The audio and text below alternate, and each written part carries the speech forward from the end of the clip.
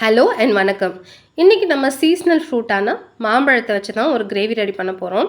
இதுக்கு நீங்கள் ஒரு வடை சட்டியில் ஒரு 4 மாம்பழத்தை, நல்லா பழுத்த மாம்பழமாக, நல்லா இனிப்பாக இருக்கிற மாம்பழமாக அது தோல் உரிச்சிட்டு சேர்த்துக்கோங்க.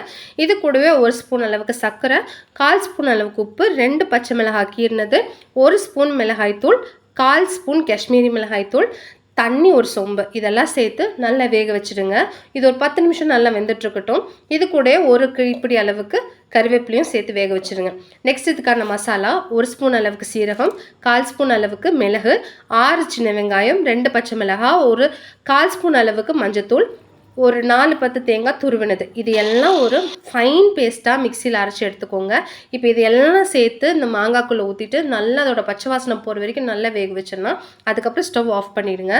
ஸ்டவ் ஆஃப் பண்ணிவிட்டு குழம்பு ஓரளவுக்கு நல்லா ஆறுனதுக்கப்புறமா 1/2 கப் தயிரை நல்லா மிக்சியில் அடிச்சுட்டு இதில் ஆட் பண்ணிக்கோங்க.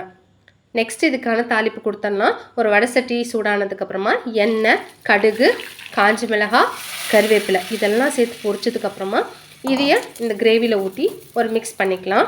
ஃபைனலாக வறுத்து பொடி பண்ணின வெந்தயத்தூள் அது மேலாப்பில் தூவினீங்கன்னா உங்களுக்கு அட்டகாசமான ஒரு மேங்கோ கிரேவி ரெடி.